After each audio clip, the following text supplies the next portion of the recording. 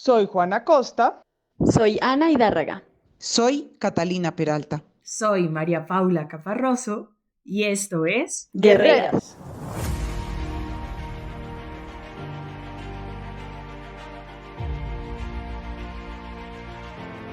Mujeres valientes, mujeres extraordinarias, mujeres de fe, mujeres guerreras que han dado grandes batallas por la verdad.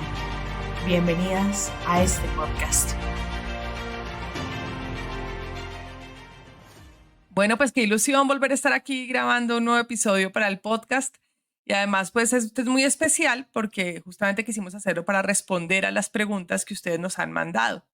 Y hoy abordaremos pues una pregunta que varias personas nos incluyeron en el formato que habíamos enviado y es la siguiente. ¿Pueden las mujeres ser sacerdotes? Es una cuestión que parece muy compleja, pero esperamos que al final de este capítulo al menos consideren que no lo es tanto como al principio. Y a mí me encanta además que podamos estar grabando en Semana Santa, porque pues ya este jueves estaremos conmemorando el momento de la última cena, cuando Jesús instaura la Eucaristía, que como vamos a ver es fundamental en esta discusión.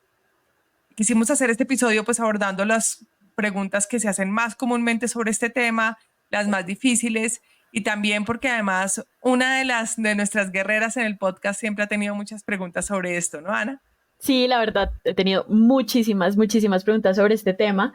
Y en particular porque, claro, nosotras las mujeres hemos dado unas batallas gigantes en la historia de la humanidad para alcanzar pues todas las posiciones en la sociedad, las posiciones en la academia, en los negocios, y se pregunta uno, ¿por qué no el sacerdocio? Y pues para empezar y poder dar pues una discusión con la suficiente altura, yo quisiera preguntarle primero a Maps que nos contara un poquito qué es el sacerdocio. Anita, realmente es fundamental entender primero qué es el sacerdocio, porque, claro, es ese presupuesto fundamental para responder la pregunta más general y, como decías, para poder estar todas en un mismo plano, para poderle dar discusión al tema con bastante altura. Entonces, empezar diciendo que el sacerdocio eventualmente no es un privilegio, pero tampoco es un derecho. Las personas, ni las mujeres ni los hombres, tienen el derecho a ser sacerdote. Como por ejemplo, podrían tener el derecho a estudiar la carrera que quieran, a dedicarse pues a la profesión que decidan. Y esto es fundamental, porque el sacerdocio tampoco es una vocación de poder, es un llamado, es una vocación. Creo que esto es lo más importante a tener en cuenta.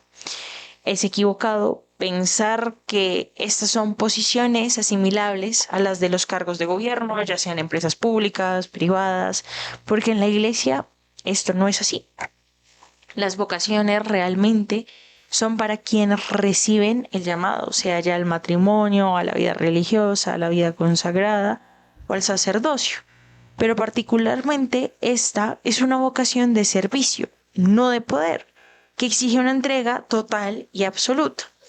Y en una homilía que dio San José María sobre el sacerdocio, que realmente es muy bonita, hay unas palabras que a mí me parece que muestran también la humanidad y la realidad de la ordenación sacerdotal.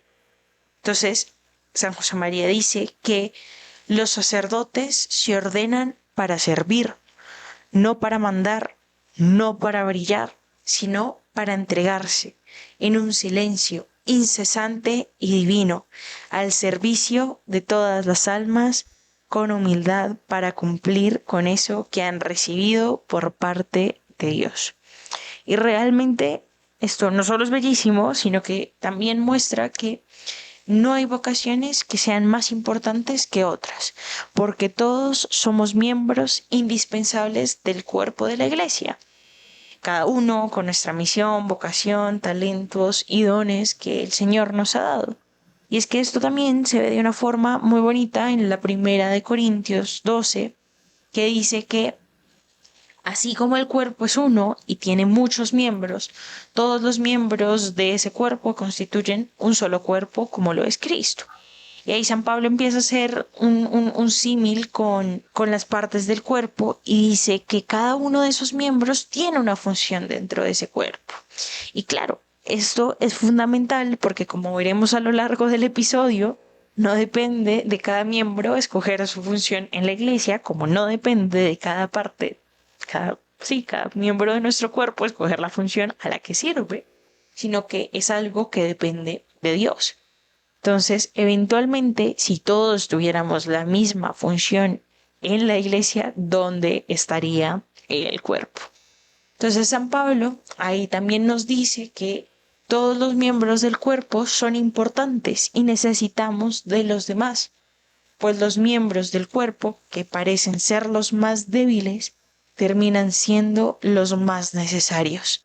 Algo que es clave porque cada uno de nosotros termina siendo miembro de ese cuerpo místico de Cristo que es la iglesia.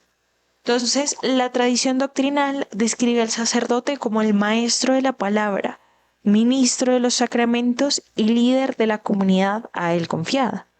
Y sin duda, este es el punto de reflexión sobre la identidad y la misión del sacerdote en la iglesia. Porque es que son ellos quienes nos guían en esa misión con una unidad para hacer progresar al pueblo de Dios, que somos nosotros, hacia la santidad. Entonces, claro, el Señor también pone esa diferencia para que nosotros podamos recibir la gracia por parte de unos ministros autorizados y habilitados por parte de Cristo a través del orden sacerdotal, que es el sacramento del ministerio apostólico, gracias a la cual la misión confiada por Cristo a sus apóstoles sigue siendo ejercida en la iglesia. Miremos un poquito al sacramento, porque es que es en él en donde el corazón del sacerdote se configura con el de Cristo, colocando al sacerdote para que actúe in persona Christi capitis, en la persona de Cristo cabeza, para enseñarnos, para darnos los sacramentos y conducirnos a la santidad. Y es que este in persona Christi es fundamental, porque es Cristo la fuente de todo sacerdocio, y son los sacerdotes que actúan en representación suya, llevando esa imagen viva de Dios Padre. Entonces, ¿cuál es la identidad del sacerdote? Pues es la identidad de Cristo. Y aunque todos los cristianos debemos ser otros Cristos, el mismo Cristo, en el sacerdote eso se da inmediatamente con el orden sacerdotal. Entonces, con este sacramento, el sacerdote se capacita para prestar a nuestro Señor la voz, las manos y todo su ser, para que Jesucristo se configure en el sacerdote. Y claro, ante esto, el cardenal Robert Sarah, en su libro Se hace tarde y anochece, un libro muy recomendado, por cierto, dice que lo que queremos es ver a Jesús en ellos, que nos pongan en contacto con Él, con su cuerpo, con su palabra, pero sobre todo con su corazón. Entonces, claro, el sacerdocio sí que lleva a servir a Dios en un estado distinto, pero que en sí no es mejor ni peor que otros modos. Un estado en donde el mismo Cristo es el que lo da todo y los reviste de una identidad que nada en la tierra lo puede superar, porque es Él quien nos convierte en ipse Christus, en los mismos Cristos, para que tengan el poder de celebrar la Sagrada Eucaristía, administrar los sacramentos y guiarnos en nuestro camino a los cielos.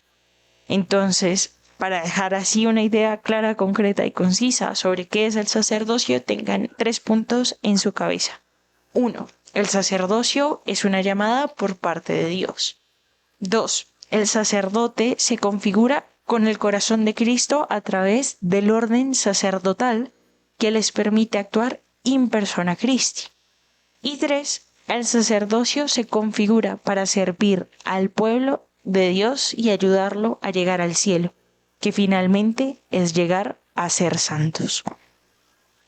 Super Maps. No, pues súper claro y de verdad es muy hermosa esta vocación. Pero entonces ahora al punto que nos trajo esta pregunta, Cata. ¿Por qué las mujeres no podemos ser sacerdotes? La respuesta a esa pregunta es realmente sencilla y contundente, pero profundamente impopular para las modas y las categorías de nuestro tiempo. Categorías que rechazan ideas asociadas a conservar y preservar, pero que ponderan de manera muy especial ideas como innovar, renovar, transformar, actualizar. Estas modas, que son profundamente materialistas, rechazan y dudan de realidades trascendentes. Pero el hecho de que sean impopulares estas respuestas no las hacen menos contundentes. Entonces, brevemente te voy a resumir en 2 puntos por qué las mujeres no pueden ser sacerdotes en la Iglesia Católica. La primera es porque Jesús, que es Dios, lo quiso así. Teniendo muchas oportunidades para ordenar mujeres, no lo hizo. Ordenó hombres y nada más que hombres. Y si Jesús es Dios, que es el centro de nuestra fe como católicos, si Jesús es Dios, no hay lugar al error. Si así lo quiso, es porque así tenía que ser, porque así debía ser. Y frente a esta decisión de Jesús, los vicarios de Cristo, el Papa, en la tierra no tiene la potestad de cambiar la voluntad de Cristo. Y por su parte, la Iglesia, que ha recibido un depósito de la fe, lo que debe hacer es preservarlo para lo que le reste de vida a la humanidad. Muchos creen que lo que la Iglesia debería hacer es actualizar, renovar, transformar las enseñanzas de Cristo en nuestro tiempo, pero no. Lo que debemos hacer como Iglesia es justamente preservar ese don, ese depósito de la fe que nos ha sido dado.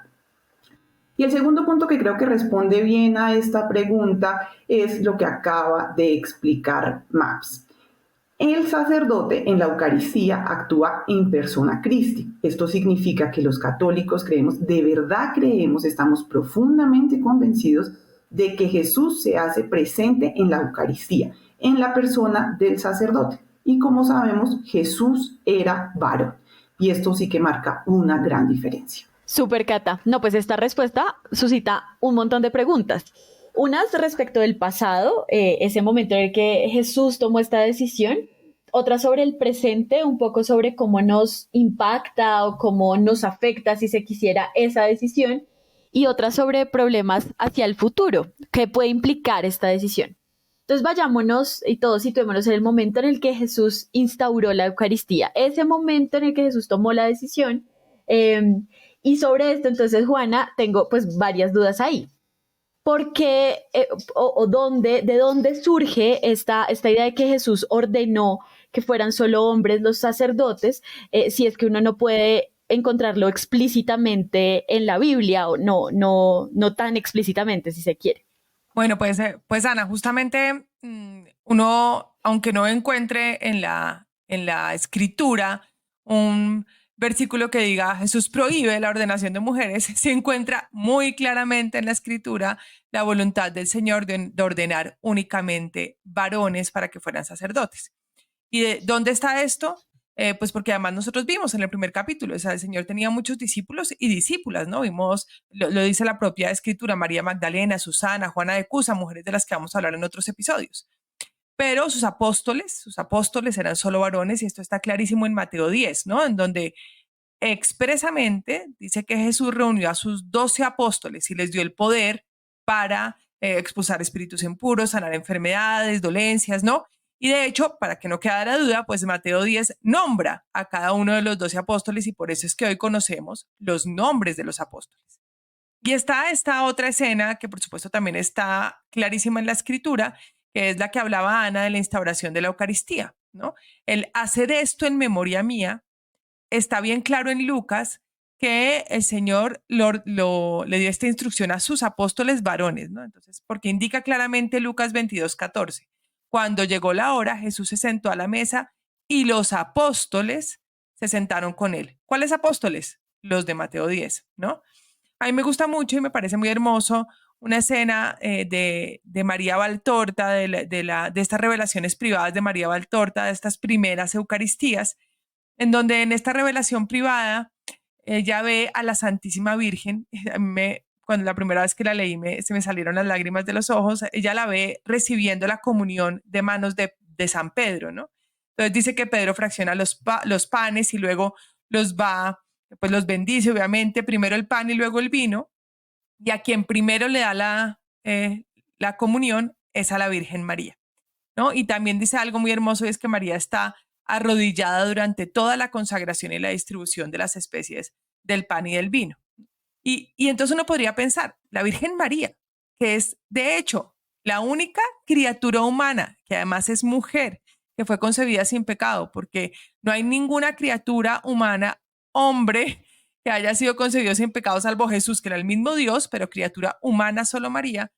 Y aunque es la más digna y la más excelente de todas las criaturas de la tierra, ¿no? Como decía Inocencio III, aún así ella no le fueron confiadas esta ordenación del sacerdocio, con lo cual uno puede concluir muy claramente que no es una cuestión de dignidad, que no es una cuestión de grado, que no es que quien sea más digno es sacerdote, no es una cuestión más bien de esencia, que es muy distinto, la esencia del encargo. Y si realmente nosotros creemos, como lo explicaban Cata y Maps, que Jesús se hace presente verdaderamente en cada Eucaristía a través del sacerdote y a través de las especies, pues uno podría pensar, pero bueno, es irrelevante el sexo de la persona que se hace presente en la Eucaristía. En realidad no, porque no podemos olvidar que el misterio de la redención, en ese misterio de la condición de varón es muy fundamental, y esto viene de la historia bíblica, ¿no? Recordemos Romanos 5 cuando dice, como por la transgresión de un solo vino la condenación, por la de un solo hombre, que era Adán, de la misma manera por la justicia de uno solo, Jesús, vino la justificación para todos los hombres. Y esto, que incluso hace que Pablo llame a Jesús el segundo Adán, el Adán del cielo, ¿no? Por oposición al hombre terrenal, Adán de la tierra, que fue el que nos trajo el pecado original, y por eso también María es considerada la nueva Eva, pero además por eso también la Iglesia es considerada la esposa de Cristo. Y esto hace que este varón y mujer pues sean fundamentales en la historia de la redención. Incluso también la teología del cuerpo ha explicado algo muy bonito, y es que también el sacerdocio tiene que ver con el hecho de que los hombres dan esa semilla de vida, ¿no? Y así como solo los hombres con esa semilla pueden ser padres, solo las mujeres pueden ser madres.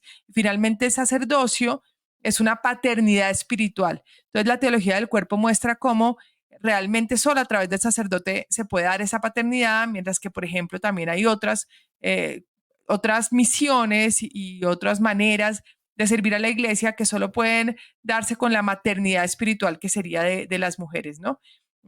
Y por último también, esta tradición de ordenación sacerdotal que inició con Jesús en vida fue continuada por sus apóstoles. Después de la ascensión al cielo del Señor, también está en los Hechos de los Apóstoles. Recordemos cuando los apóstoles tuvieron que escoger al apóstol que reemplazaría a Judas Iscariote, ¿no? Y recogieron a Matías, no recogieron, sino escogieron a Matías, y de nuevo un varón, ¿no? Y no es una simple costumbre o una tradición con T minúscula, sino que esto hace parte de la tradición con T mayúscula de la Iglesia, es decir, aquellas cuestiones que creemos que vienen de la verdad revelada por Cristo. Pero no, digamos, uno no podría llegar a interpretar que esto viene un poco marcado por el contexto cultural de la época, ¿no? No era lo mismo el momento en el que se instauraron estas tradiciones al momento actual. Uno podría llegar a preguntarse si es que esto no tiene que ver con el marcado machismo de la época o con la tradición propia del mundo judío de ese momento. Entonces me gustaría que Cata nos contara como de cuál es la relación con el contexto cultural e histórico de estas decisiones. Pues Ana, la verdad es que no sería tan contracultural, no hubiera sido tan contracultural si Jesús hubiera ordenado sacerdotisas.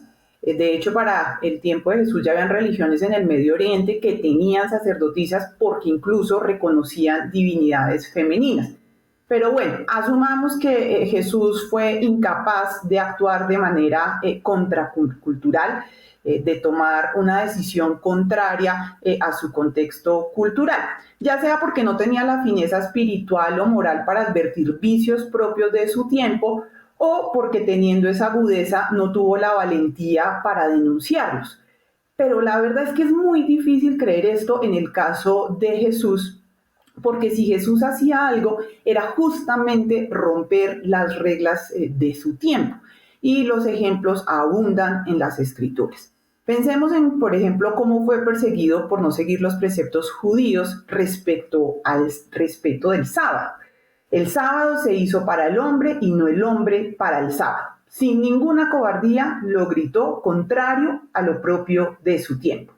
O revisemos cómo denunciaba y, vamos, de alguna manera quiso abolir con su vida y con su ejemplo la idea judía de amar a los enemigos y de amar a los amigos y de odiar a los enemigos. O pensemos con la valentía o incluso violencia con la que sacó a los mercaderes del templo, de la casa de su padre. Y no siendo poco, las invito a que revisemos de manera especial la sagacidad y la fineza moral e intelectual con la que salvaguardó la integridad física de la adúltera que iba a ser apedreada. ¿Qué acto más contracultural puede encontrar uno en la Biblia?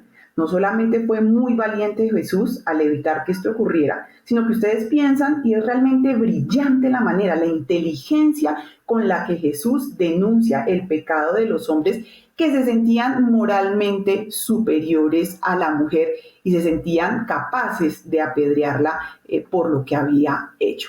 Entonces, realmente creo que son muchos los ejemplos para creer que Jesús tenía tanto la fineza espiritual y moral para advertir esos vicios de su tiempo, como la valentía para sobreponerse y denunciar dichos vicios. La verdad, dudo mucho que haya sido simplemente resultado de la influencia cultural en él. Súper, Cata, y además, pues realmente, como también lo decíamos en el primer episodio, esa rebeldía de Jesús en su momento es muy valiente, muy impresionante, pero además muy hermosa. Entonces, sí, estas reflexiones que haces son de verdad muy, muy al lugar para esta discusión que estamos teniendo. Pero digamos que como estamos en otro momento y ahorita estamos en un momento de muchas discusiones y de muchas reflexiones y repensarnos muchas cosas de la iglesia, ¿será que podríamos o la iglesia podría llegar a cambiar esta disposición? No sé, Juana, ¿qué piensas sobre esto? Pues la verdad es que, como decía Cata al principio, ya la iglesia nos ha dado una respuesta a esta pregunta que tú haces, Ana, y la respuesta es contundente y es no. La iglesia no está autorizada para cambiar esta que fue la enseñanza y la voluntad de Cristo. O sea, si realmente estamos convencidos a través de que Jesús es Dios y que tomó esta decisión, no nos corresponde a nosotros preguntarnos el exactamente por qué, aunque estamos tratando de resolver preguntas, porque si Jesús es Dios, pues Dios no se equivoca, ¿no? Y aunque el sacerdocio no es un dogma propiamente dicho de la iglesia, la verdad es que sí ha sido considerada una doctrina esencial de la iglesia. Y varios papas han aclarado que es una doctrina que pertenece al depósito de la fe y corresponde a la iglesia mantenerla en este sentido, ¿no? El Papa Juan Pablo II, San Juan Pablo II, al respecto, dijo que, y en esto sí quisiera leerlo pues literalmente, dijo: la iglesia no tiene en modo alguno la facultad de conferir la ordenación sacerdotal a las mujeres. Y añadió que esto debería ser considerado como definitivo para todos los fieles de la iglesia. Y también el catecismo de la iglesia lo explica, ¿no? El Señor eligió a los hombres, o a hombres solamente, para formar el colegio de los 12 apóstoles. Y como ya les explicaba antes, los apóstoles hicieron lo mismo cuando eligieron a sus colaboradores que los sucederían en la tarea.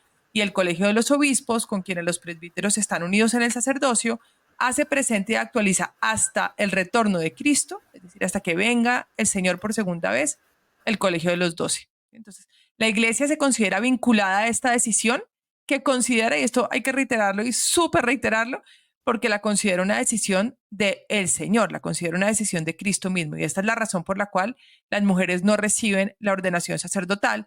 Y también por el sacramento de la Eucaristía, que como lo hace distinto, por ejemplo, a las iglesias presbiteranas, luteranas, en donde efectivamente mujeres pueden tener el rol de pastoras, pero justamente porque lo que hace diferencia a la ortodoxa y a la católica es la Eucaristía y el creer que Jesús hace presencia real en ese sacramento de la Eucaristía.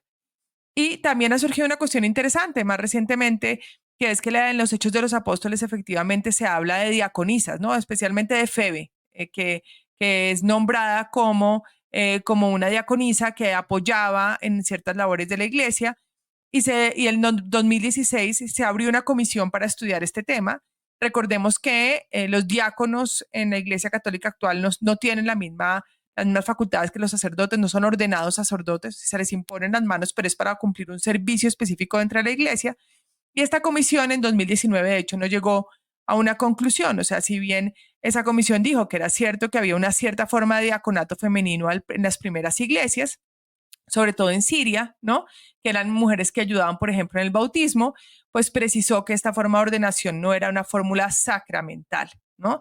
Y en todo caso, así llegar a la iglesia a concluir, que no lo ha hecho, como les digo, considera que esto no es un tema que haya podido cerrarse con esta comisión, pero así llegar a considerar que pudieran equipararse a los diáconos. Recordemos que los diáconos no son sacerdotes y que los sacramentos que ellos pueden dar o que pueden ministrar, como el bautismo o el matrimonio, son sacramentos que de ninguna manera son, por ejemplo, la Eucaristía. Cualquier bautizado, incluso en situaciones de extremo peligro, puede bautizar. O sea, cualquiera de nosotros podría llegar a bautizar. Y la verdad es que el matrimonio, los ministros del matrimonio son los propios esposos, y eso está también muy claro en las enseñanzas de la iglesia. Luego, digamos, esta discusión sobre que la escritura hable sobre diaconisas no cambia en nada esta voluntad que sabemos que tuvo Cristo de ordenar solamente varones.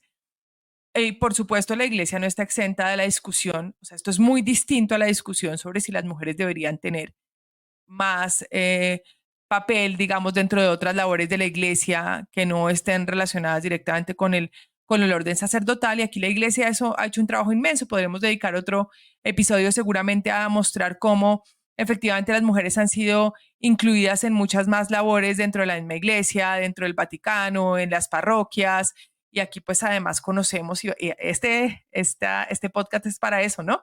Para conocer santas, doctoras de la iglesia que hicieron labores o han hecho labores impresionantes. Y pues varias encíclicas y varios documentos de la iglesia han reconocido la importancia de que la propia iglesia participe en corregir percepciones erradas sobre las mujeres. Pero esas percepciones erradas no están relacionadas con el orden sacerdotal. O sea, no es cierto que el tomar la decisión de ordenar sacerdotes corrigiera entonces percepciones erradas sobre las mujeres en la cultura y en la sociedad, ¿no? Entonces, desde María, como decíamos, Madre de Dios, la única criatura humana concebida sin pecado original, pasando por sus discípulas, pasando por las doctoras de la iglesia, Catalina de Siena, Teresa de Ávila, Teresa de Lisieux, Hildegarda de Bingen, Edith Stein, que veíamos también en el capítulo pasado, pues hay un profundo respeto y reconocimiento de la iglesia para las mujeres, ¿no? Y aquí también hay una escena de María Valtorta, mi favorita, en una revelación privada. Expresamente el Señor, uno de los apóstoles le pregunta si habrá mujeres sacerdotes, y Jesús, la verdad, le contesta que no, que no serán sacerdotes como los hombres, que no consagrarán, que no administrarán los dones de Dios, pero que tendrán un papel demasiado importante. Y en otro episodio les quiero leer ese papel que el Señor decía en esta revelación privada que tendrían las mujeres, que realmente es impresionante, especialmente cuando vengan tiempos difíciles, llenos de sangre. El Señor describe a las mujeres como con un nivel de heroicidad muy impresionante que no tienen los hombres. Y pues esto claramente lo vemos en la escritura, ¿no? Cuando fueron las mujeres las que estuvieron al pie de la cruz y fueron ellas las que acompañaron al Señor hasta la cruz. Entonces, realmente no podríamos decir, Ana, para volver a la pregunta, que la iglesia tenga la potestad para cambiar esta decisión, y sin embargo las mujeres tienen un papel importantísimo que cumplir dentro del cuerpo de Cristo. Súper, Juana. Y ahora, digamos, un poco mirando hacia el futuro, también se ha planteado mucho la necesidad de pronto de abrir el sacerdocio a las mujeres por una escasez de vocaciones, ¿no? Veíamos en el Sínodo para la Amazonía que algunas personas que viven en regiones muy, muy apartadas, donde no hay presencia de sacerdotes, pues consideran que las mujeres deberían poder administrar los sacramentos. Y uno podría preguntarse si este no es un tema de caridad, si, digamos, no se podría considerar como un tema de falta de caridad que la iglesia no permitiera que las mujeres ejercieran estos roles. No sé, Maps, ¿qué opinas sobre esto? Anita, en efecto, vivimos una realidad muy dura y es totalmente cierto que las vocaciones son muy escasas y que hay sitios en zonas apartadas en donde no llegan. Pero tenemos que decir algo con mucha franqueza, y es que son de igual de escasas las vocaciones de las mujeres a la vida religiosa que la de los hombres al sacerdocio. por lo cual veo muy difícil que la respuesta a la falta de vocaciones sea permitir a las mujeres la ordenación sacerdotal. Pero lo que sí es cierto es que ante una crisis de vocaciones, la respuesta no puede ser, bajo ninguna circunstancia, desconocer la voluntad de Cristo. Entonces, es mucho más importante que los miembros de la Iglesia oremos porque haya más sacerdotes, religiosos y religiosas para que inspiren a otros fieles a recibir el llamado, ¿no? Pero también rezar para que sean santos, porque esto sin duda va a mover corazones y va a mover almas para que le puedan decir que sí al Señor. Entonces, la respuesta es orar y confiar en lo que Dios hace, pero rezar sobre todo por esos sacerdotes para que inspiren a otras almas y les llame la atención responder a esta llamada que Dios les hace. Entonces, por ejemplo, rezar particularmente los jueves, que son días especiales para orar por estas vocaciones. Y ya que entramos también a la Semana Mayor, a la Semana Santa, como laicos, pedirle al Señor que envíe trabajadores a su mies, tal como lo dice en el Evangelio. Y particularmente el Jueves Santos, que es el día en que se instituye la Eucaristía, pues para que haya fieles que en los oficios que estén participando, pues realmente se vean movidos a hacer esa entrega. Y ante esto, Benedicto XVI, en la vigilia sacerdotal del 10 de junio de 2010, dice que ante la falta de vocaciones, a causa de la cual hay iglesias particulares que corren el peligro de secarse espiritualmente, porque falta la palabra, porque falta la presencia del sacramento, entonces, ¿qué hacer?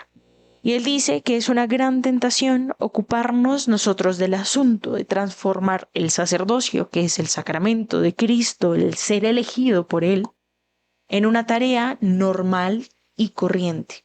Es decir, en una tarea que cumple cada uno de nosotros, como abogados, politólogos, médicos, bueno, lo que sea, pues, sino que realmente es una vocación y que esto no se puede convertir en algo accesible y fácil. Porque pensar esto es una tentación que no resuelve el problema. Porque si se termina desempeñando como si solo fuera una profesión, terminaría renunciando a la sacramentalidad que da solo Dios y que solo puede venir de su vocación. Entonces, con esto realmente no podemos hacer nada.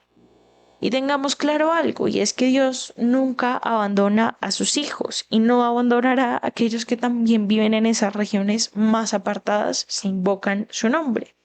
Y también es que hay distintas devociones que podemos empezar a tener como personas para que el Señor, lleno de misericordia, siga llamando y encuentre corazones abiertos que respondan a esa vocación. Una de ellas, por ejemplo, es la coronilla de la Divina Misericordia, que cuando fue revelada a Santa Faustina, trajo un montón de promesas, como por ejemplo, quien quiera que la rece recibirá gran misericordia a la hora de mi muerte, o los sacerdotes se la recomendarán a los pecadores como la última tabla de salvación. Hasta el pecador más empedernido, si reza esta coronilla una sola vez, recibirá la gracia de mi misericordia infinita. Entonces, tengamos claro que el sacerdocio es de Dios. Y como dice el cardenal Sarag, pues esto no es una intervención humana. Uno no se convierte en sacerdote en virtud de un deseo o de una mera voluntad humana, sino que se tiene que recibir la llamada de Dios. Una llamada donde Dios decidió elegir solo al hombre. Y realmente hay que rezar para que hayan hombres dispuestos a recibir esto. Dios no dejará su iglesia y seguirá llamando a personas para que le respondan pues con amor. Y aunque ahora pasamos una crisis real y muy dura, Dios no deja solo a su pueblo y no lo ha dejado en muchas situaciones que la iglesia ha tenido.